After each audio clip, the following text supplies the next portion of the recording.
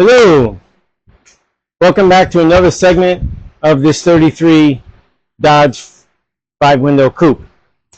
Today's Tuesday, the day after Labor Day. That's what it was yesterday.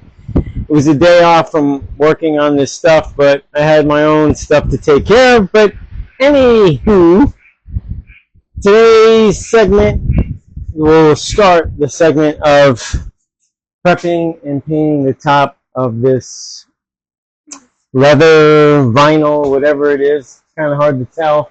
Roof, I know I mentioned it in a prior video. And I got a couple of rattle can paint for this type of fabric. And I got to clean it pretty good. I'm going to do that with a window cleaner I like using. It's a spray. And then I'm going to tape off around there, grab some blanket sheets or whatever and cover the rest and move on from there. But before I get into that, I want to mention something because I spoke of before kind of the people out front, like, Ken and Lori helping me with the shirts and doing their thing, and Ken Robbins with the shirt, and Kevin from up north Pennsylvania. Yes, sir.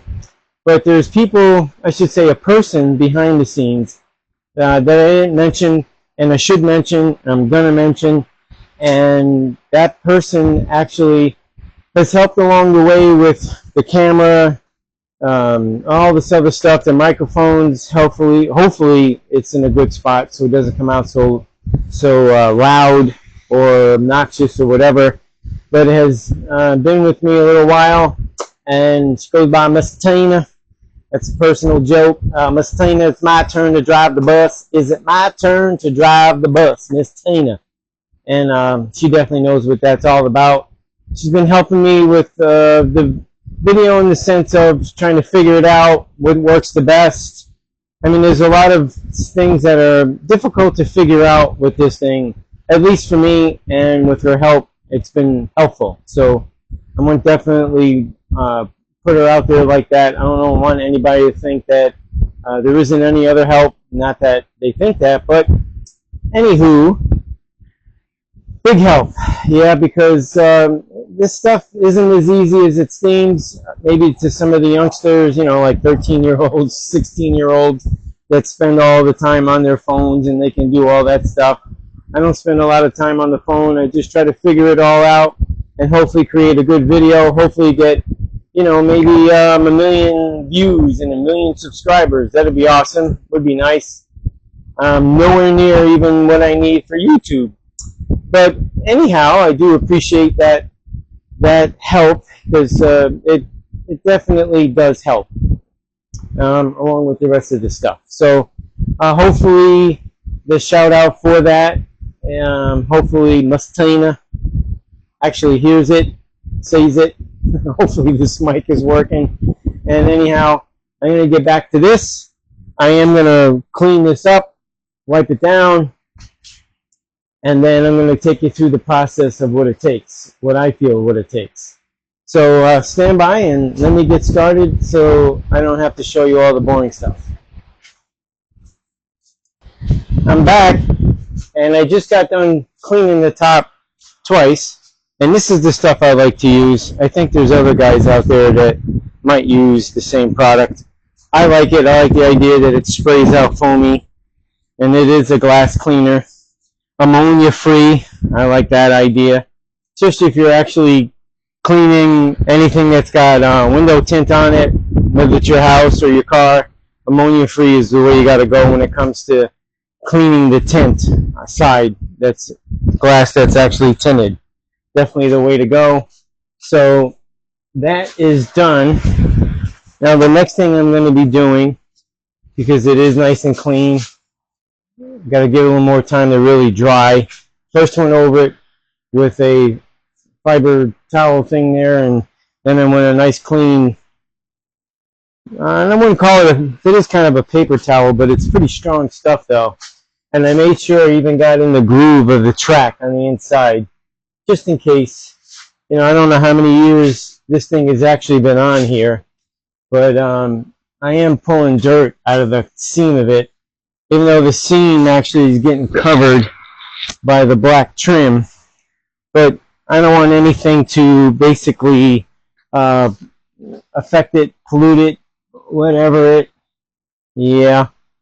See, you could use a little more dry time. So right now I'm going to run through it. I'm going to get me some paper. Yep, this white stuff.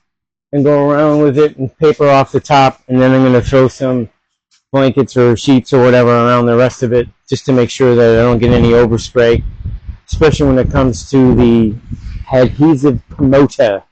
So I'm going to get with that. So in the meantime, stand by. I'm back. As you can see, everything is covered all the way around, including the hood that's right in front of me.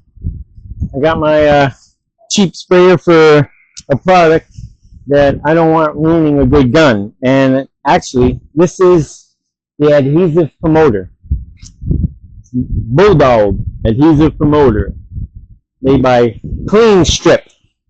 And once again, not being sponsored, but stuff like this, I think it's important to use it. You don't have to. I am. I just want to make sure that whatever I spray on there and the process that I do it, that it will stick. That's what I'm hoping for. So I'm going to spray some here, if I can get the cap off. Pour some in the gun. And the good thing about it is, whatever you don't use, you can just pour it back in. So it doesn't have to be mixed with anything. No hardener or anything like that. I don't need a lot. I think that's more than enough. And if I actually run out, let me pour a little bit extra, because I will be like swinging the gun back and forth a little bit. And I'm going to actually I'll wipe off the lid after I pour it back in. Here's the cap. Yeah, it is a cheap gun from Harbor Freight, and it serves its purpose. And once again, not being sponsored by Harbor Freight either. That would probably be nice if they did, and I'd end up with some more tools, and I'd probably have some fun with them. But it's only going to take a light coat, nothing heavy, and I'm just going to show you what I'm going to be doing to actually help this along. So I'm going to start from the middle and work my way out. It's not going to require a lot. You got to be careful on how you use this stuff. That's all. Little shot out like this. All right, we're spraying nice. And I'm probably going to keep it about a foot away and then just hit it.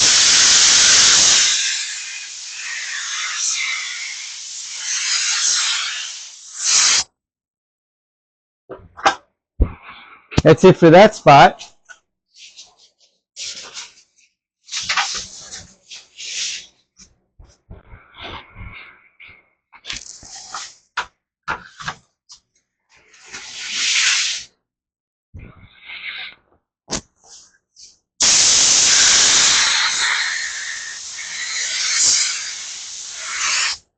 And that's it.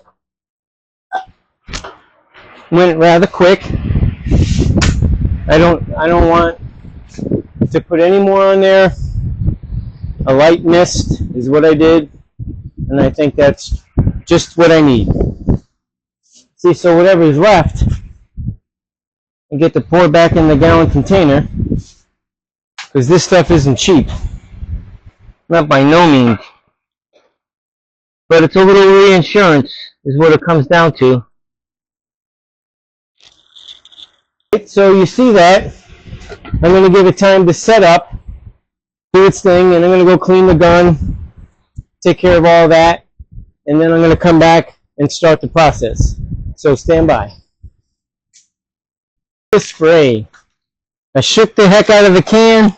Hopefully you could see me, and hopefully you'll be able to tell how light of a coat I'm going to be putting on this. It's very important that you do light coats. Don't try to go on there heavy.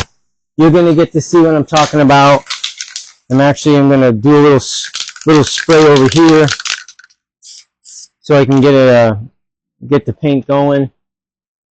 And I'm going to probably keep it around 6-7 inches away. And I'm going back and forth rather quickly. I'm not looking to win any awards here. I just want to get application on there, that's all. And I'm going to show you once I'm done with both sides on what it should look like.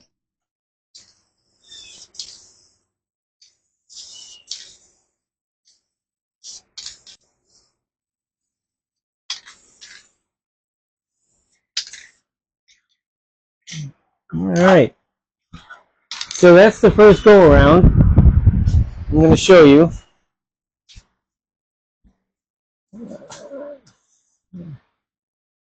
I'm going to go like that first.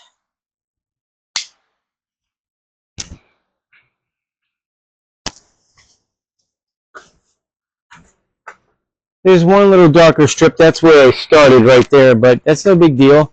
It's not put on there heavy, but you get an idea on a light coat. And I'd give it, 10 minutes at most to kind of set up, dry up, and I'll do it again. I'm going to look at my time. It's 5 minutes after 10. I'm going to check it in 5 minutes and see what happens. So in the meantime, you have an idea of the light coats. After I have, say, 2 more on there, besides the one that's on now, I'm going to chime back in and show you what it looks like. But that would be the pattern or the lightness that you want to go each time. And I believe 5 coats, definitely 4, but most likely 5 coats will be needed. And as you go on, when I get to like the 3rd coat, it'll be a little heavier.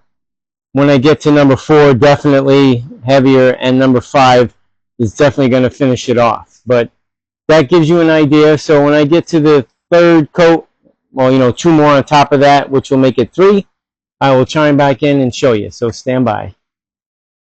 Okay, there are 3 coats on there now, and you could tell that it's not 100% covered, which is good, because I got 2 more to go, and I just got done spraying it. So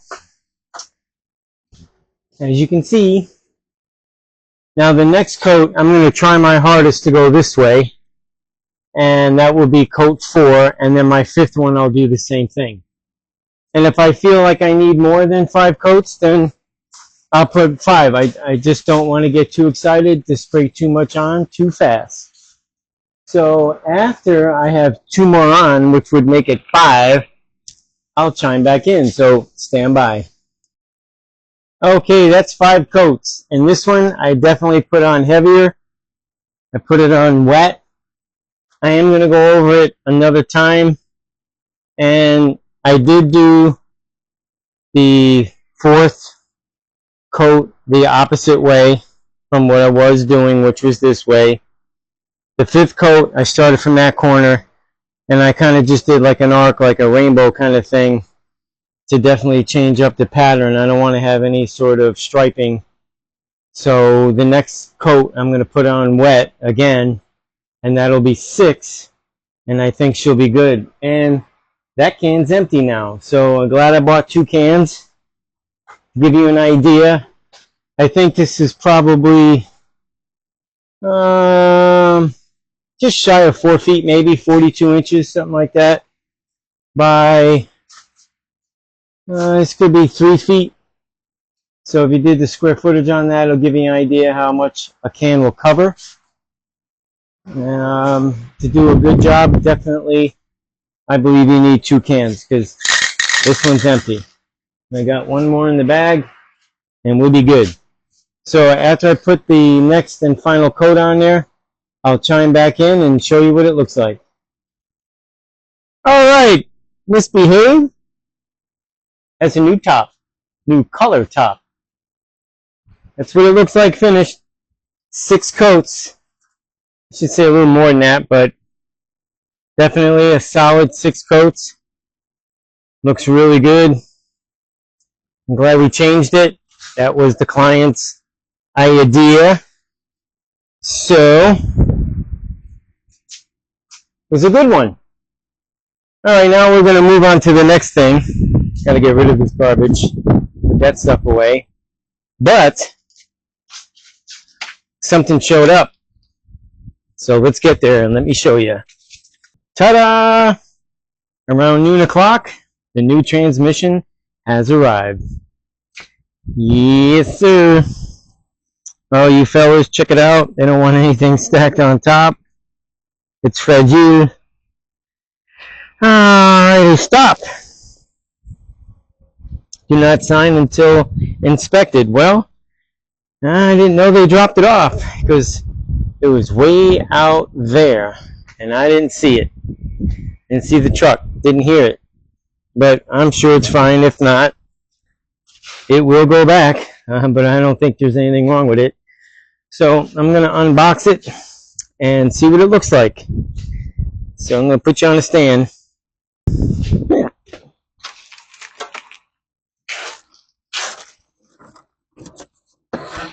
All right.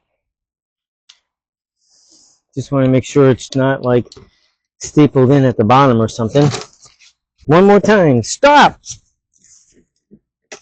Ooh, look at that. It looks so pretty. Absolutely.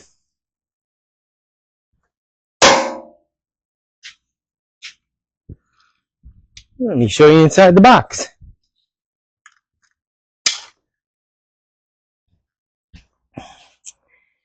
I am certain that this is the torque converter.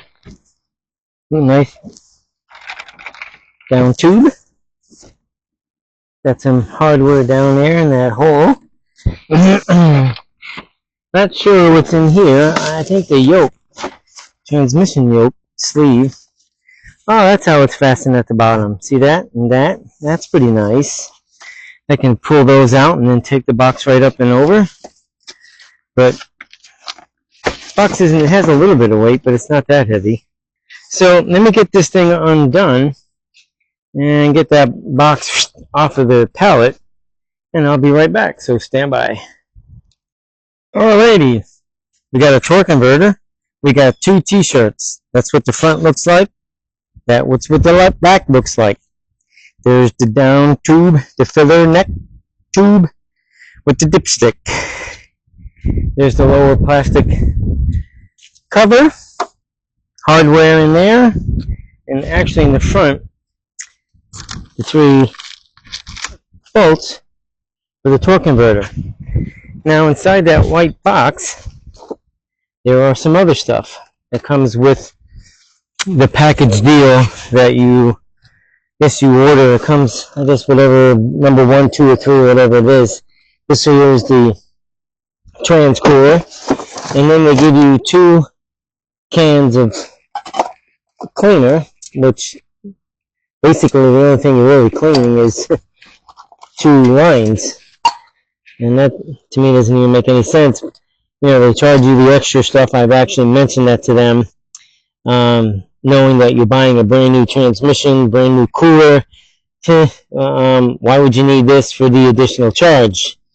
But nevertheless, transmission mount. Here is the cable for the transmission, the shift cable. It is automatic. What do we got here?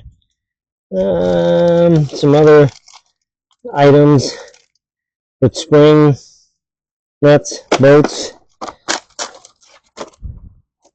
Gotta see what this is. There's that yoke that I was talking about that I knew would be in there. So when the drive shaft gets shortened, not really sure what's in that box. It has to be opened. But that's pretty much the whole package deal. I'm sure it's a good one. This is a 700R4 trans. And most of you folks and fellows out there that do this kind of stuff, and if you don't, the reason why the client opted to go this route, because we could not get the gears we needed for the 61 or 62 Corvette rear. The housing was just too small to upgrade to the gearing that we were looking for to give her better on the highway. And what was in the car before, transmission wise, is a 350 turbo trans with, I think, a stall speed converter, because that looks smaller than the standard converter that would come with that. So I think that is a modified one, and a chrome dipstick. And obviously it's yellow, and it was serviced as far as draining everything out, as far as the oil, and even the oil out of the torque converter, new filter inside, new gasket, new rear seal, and new front seal. And it is for sale. We just put it on Marketplace for, I believe, $1,550. I did some research. They run from roughly $1,700. I've seen them as much as $2,300. And being that this is a good one, there's nothing wrong with it. It drives just fine. Like I said, it's just been serviced. I do believe that, knowing that what the average transmission goes for, $1,550 seems like a fair deal. I'm sure if you make a comfortable and reasonable offer, I believe she'll accept it to a degree. And then also the old gearbox, steering box, which is not power steering, that we converted, as you know, to the power steering box. And we have that listed for $250. Just in case y'all want to know, there it is. You can reach me up in the comments, and I'd be more than happy to get back with you. But back to the transmission at hand, we're good to go. Even though it's black, it's not the black that it needs to be. So when I go to paint the engine, I'm going to be painting this again.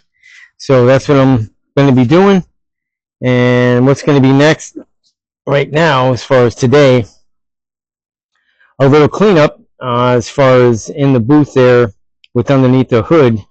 And that's going to be it until I get the engine and be able to go from there. So until then, stand by. Okay, I'm back. Today is Friday.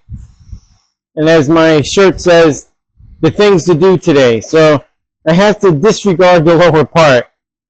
And one of the things, or a couple of things I got to do, is stop feeling confused and disoriented, because this place is a mess.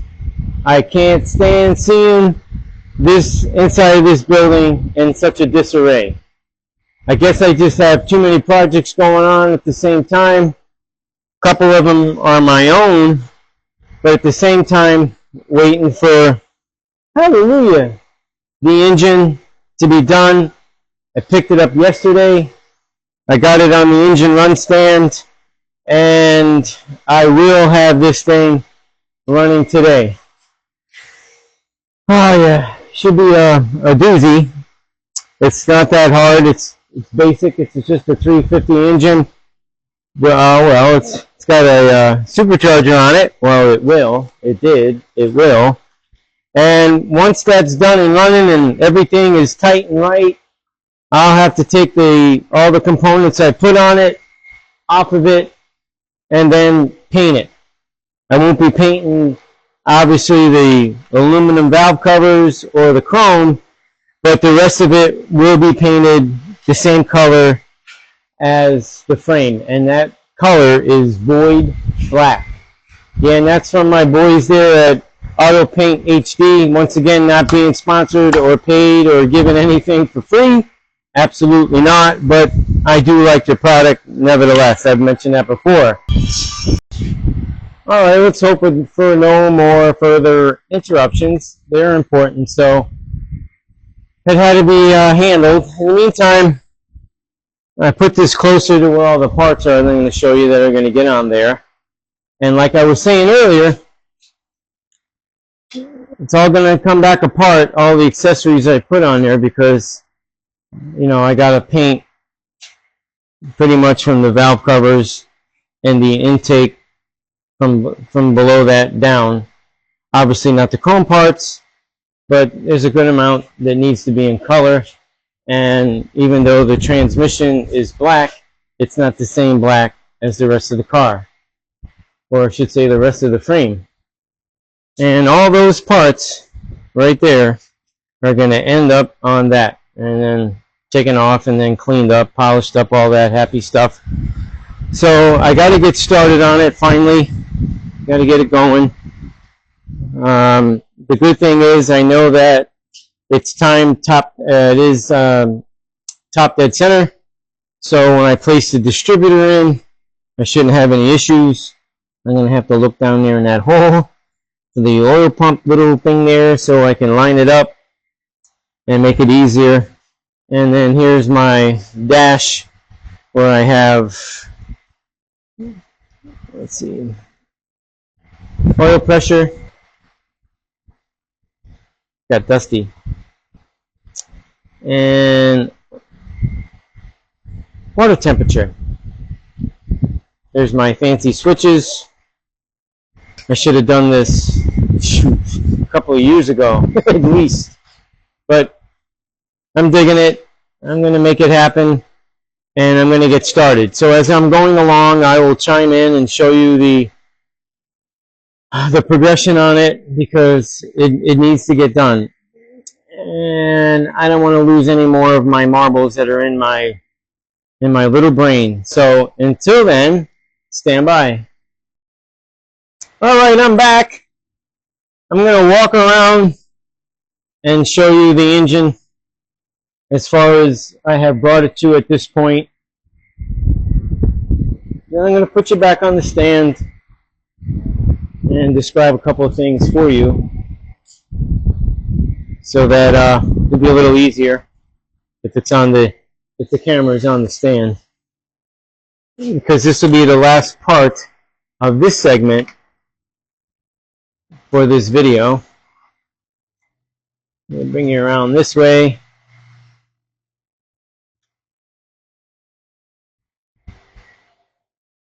All right, close enough. As I tried to put some of the components on, like the fuel pump, I noticed that the push rod for the fuel pump that goes up into the block here in the front can't be found.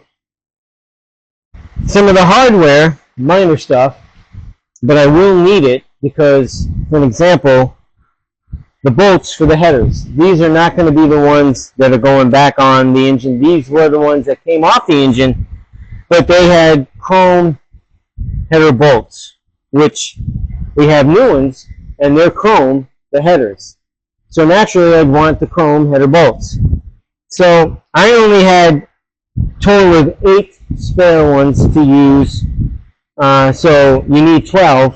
So 4 on either side, and it should be more than enough to make sure this thing is running with no leaks, because like I said, I'm going to end up having to take this stuff apart. I'm going to pull the blower off, and the headers and whatever else is in the way so that I can paint everything. And at first, I could not find the bracket to bolt down the distributor. So I finally found that, and glad to find it, so that at least, even though I can put it in without it, but I wouldn't be able to keep it in time where I'd want it. And there's a few other things that I know are missing. So it kind of dampened the morale of getting this thing together and hopefully get all the components on, and was hoping to be able to hear this thing run today, but that's not going to happen. And this piece right here, this is a side-mounted thermostat housing, and it's aluminum, but I polished it. Now it looks like chrome. And I will take it back off to try to get some more of it polished up better. And I got my equipment over there that I use to do stainless, aluminum, and anything else. It's made to do just that. You got to work it. It gets super hot, and you definitely can spend hours on that thing polishing a lot of different stuff up. So the more flashy it looks, the happier I'll be, and I know the client will be ecstatic. So the next thing I'm going to put on, I notice nothing's missing. Hallelujah, the bolts are there, is the starter. And it's a lightweight one, it's smaller, and it's dirty, nasty, ugly, but I will have to take it back off but before I put it back on permanently, after the engine block is painted, it will be nice and spiffy clean, hopefully a little shiny. We'll see. The chrome, the fuel pump is chrome. I did try to clean it up some. I'm going to try to polish it up a little bit because you do see it. This component right here, I'm not sure if it's chromed or not, but all this stuff will get cleaned up and polished out really nice. I don't want it looking like this. I know I can get this to shine. I know that for sure on that polisher, that pedestal polisher over there. And I will just do that, make it pretty. So in the meantime, I couldn't even put the adapter plate on there with the 2 chrome bolts. That has 2 chrome bolts because the push rod has to go up in there first, then you put this on the plate, and then you put the pump in. And usually you have to put a little bit, I like using, it is Assembly Lube. There are 2 different brands. This is one of them. This is when you are assembling an engine. You see it even says lubricate, motor assembly, grease. And you put some on that cylinder so when you push the rod up, it'll stay there momentarily long enough for you to get the pump in there because it's got the little arm here in the back. So it's always good to use. Once I'm done finding the bolts for the carburetor, it needs only 4. Hallelujah. I get that bolted in. I'll either, the cap is right there with the wires, and the wires will be getting changed. But for the time being, when I go to run it, it's going to be with that stuff. I am putting whatever is being changed out, I'm going to put on after it's painted, and obviously when it's in the frame. That's the way I like to do it. And I even asked Daniela for not only the other parts that are missing, but also the old spark plugs. I am going to run it on the new spark plugs, but when I get them, I'll be taking these ones out, along with taking the headers off and putting the old plugs in so that when I paint it, no paint will get inside the plug holes. I do have little plastic cups, but sometimes when you're spraying, that air sometimes pops some things out, and I don't want that to happen. So I put the old plugs in, and I do it all the time, and I like it that way. The other little setback, I can't find the little brass inserts for, is it up here somewhere? Let me show you. Oh, here it is. The oil pressure sending unit. And the reason why it's got this kind because it is electrical, and her dash has electrical components. So the same thing has to go back, but the fitting is offset. So if I don't get what I need, there is a plate here and stuff that's kind of in the way that does not move. I'm going to have to go to a specialty place that I know of and get it to where I can get it with a 90 but be able to screw it separately and keep the 90 the way I want it so that I can put the pressure part together. And that's for back here. Then I will get a new thermostat. This is the one that was in there. This looks ancient. It's all brass, which is pretty nice. But a new one's going to go in. And I'm going to shoot for a 180. That should be comfortable. And let's see what else is there. And then I have the alternator. Even though this is going to have power steering and it's going to have air conditioning, I only need to install the alternator. So this way, the electrical part of it will be complete and be able to function accordingly. And I then can verify that the chrome alternator is putting out a charge. So that'll be next. I got a pulleys to put on the front. Engine mounts I'll have to paint, but they don't have to go on here because I have separate plates that mount to this engine run stand as well as that back here on this plate. There's not a whole lot more, but without having those other parts, I can't run it. So it makes no point. And then once it's together, I'll put the oil in it. And that oil, well, I'm missing certain plugs. And I'm missing certain brass sensors and so forth that belong on here. And my engine machine shop guy is going to bring them to me tomorrow, along with the push rod for the fuel pump. So I'll have that stuff tomorrow, but tomorrow being Saturday, I will not be doing this. I have a big mess in here to clean up, and it bugs me that it's like this, because I don't work like this. I try to work very neatly. I put everything in its place. Everything gets bagged and tagged. And unfortunately, when Daniela took this apart, none of that was done. She doesn't know where some of the stuff is. She believes it's here. It's not here. It could be at the other machine shop where the heads were done. And by the way, that company, I don't know who that guy is, and I suggested, Daniela is taking that advice, do not send any more engine to that guy, because my guy, name is John, good man, I trust him 100%. He does stand by his work, and he noted that the one section of the heads had an 8,000 degree like grind down, like it was set up in their machines, and whatever happened, it kind of fell off, so to speak. So they had to redeck the heads to make sure that they were right. And that other company didn't even check their work to see if it was right, whatever.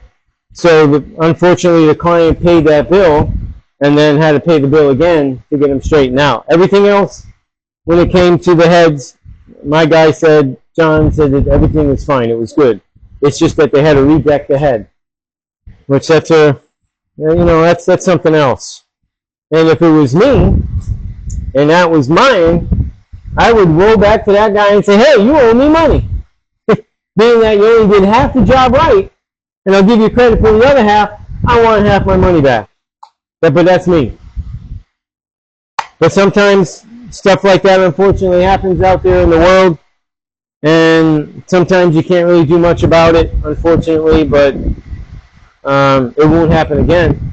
All this disarray, all the stuff not being here, all the in a can, piled in a can, this type of stuff, this is what, hardware came in. That ain't going to happen again because I'm not letting anybody else out. And even if the client insists that that was to take place, then I am not their person to do the job. I'm not babysitting. I'm not looking for stuff because someone else didn't do what should have been done. No, thank you. Ain't happening. I can't do it. My morning was, needless to say, a bit of a disarray. Believe me, I didn't like it at all. But nevertheless, moving forward, Monday, oh yeah, I got more components over there. I also have the belt tensioner, which is chrome.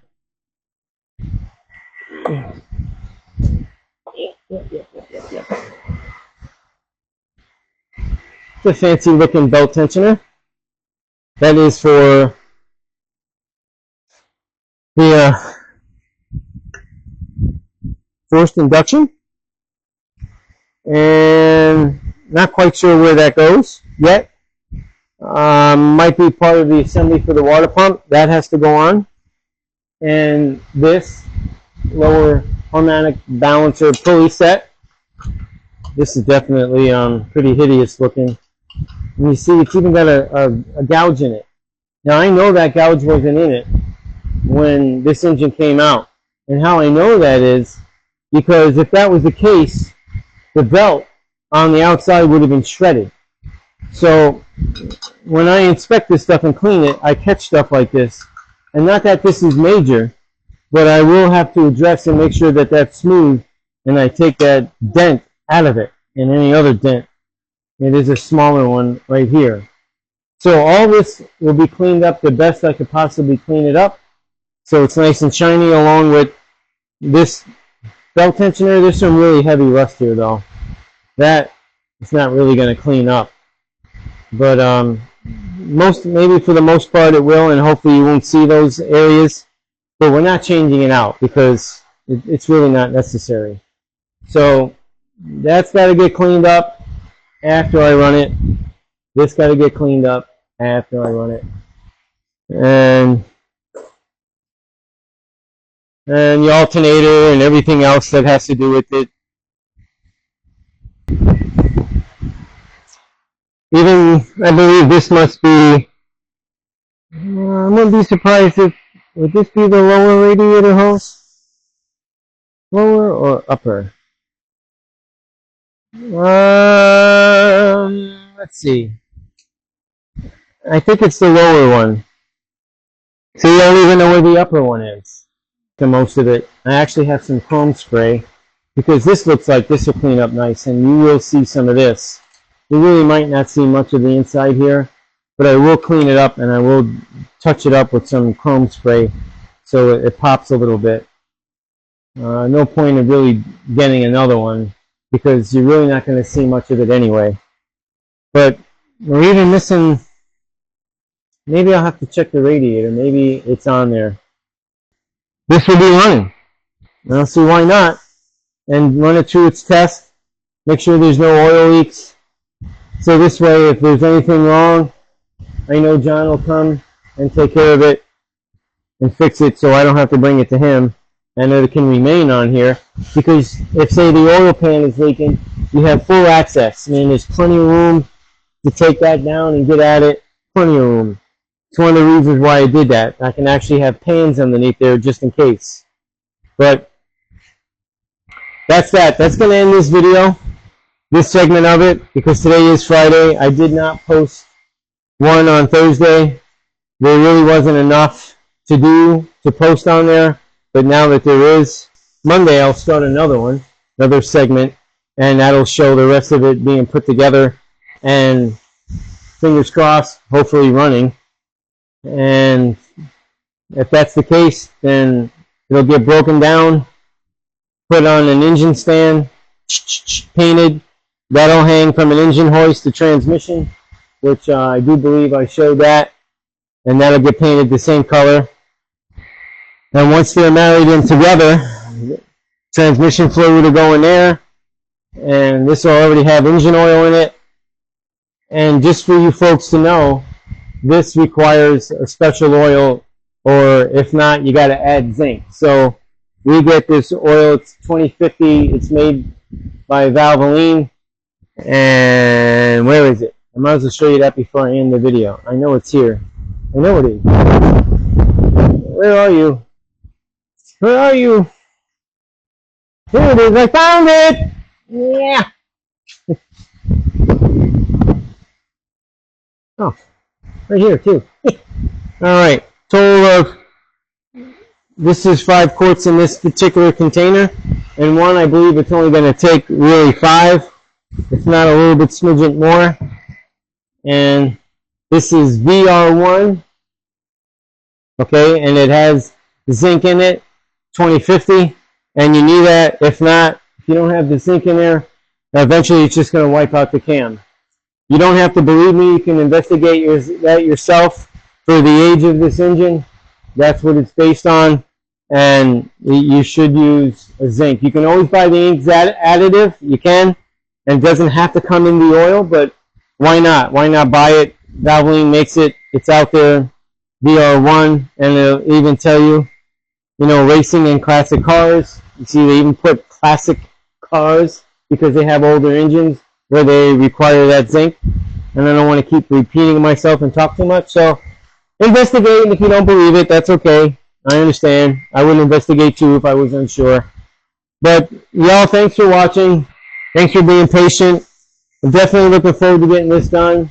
I got a couple more projects that are coming in, and I know they're waiting patiently, and I do appreciate people waiting. And Anthony, if you're watching, I didn't mean to forget about you. Definitely, unless you went somewhere else, you know, that's great. That's fine. Do your thing. I understand totally. I don't expect anybody to wait around, knowing that these projects take a little longer. It wasn't intended to be like this and take this long, you know, especially the amount of work being done. But, you know, it happens. Client's ecstatic. I know she definitely can't wait to get in and drive it. And she's going to do just that. Drive the hell out of it. And that's all I wanted to do. Drive and enjoy it. So, until the next thing, or any next segment, try to get something done. And thanks for watching.